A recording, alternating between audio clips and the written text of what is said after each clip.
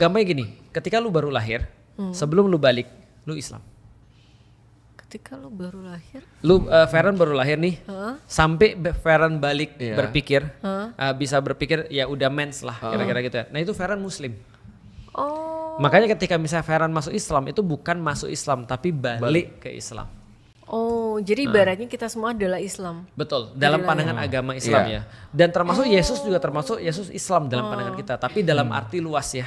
Dalam arti sempit ya agama yang diturunkan kepada Nabi Muhammad. Berarti dalam pengertian itu ada ulama-ulama banyak berpendapat ya berarti bapak ibunya Rasulullah Muhammad itu adalah berada dalam masa fatroh, masa suci gampangnya yang tidak ada agama di situ yang dipertanggungjawabkan. Jadi tidak kafir lah agamanya begitu.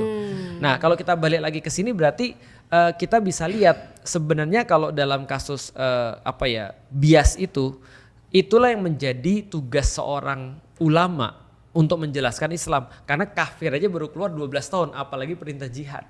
Itu baru keluar kapan tahu. Nah, kita yang salah adalah baru syahadat langsung loncat ke jihad. Nah itu salah tuh. Ya sama kayak gini deh.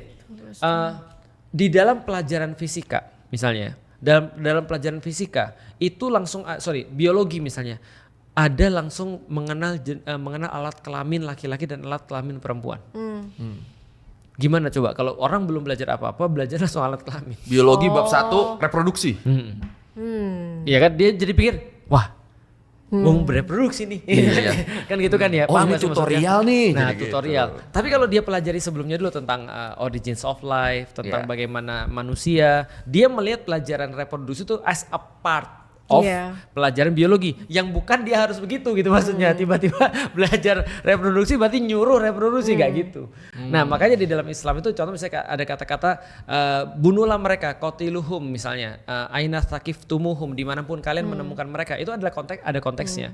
Begitupun ketika Allah berkata misalnya perangilah mereka, tadi yang aku bilang itu juga ada konteksnya. Nah sehingga dalam konteks-konteks itulah kita bisa menemukan semacam kayak ini ya, setiap kunci ada gemboknya.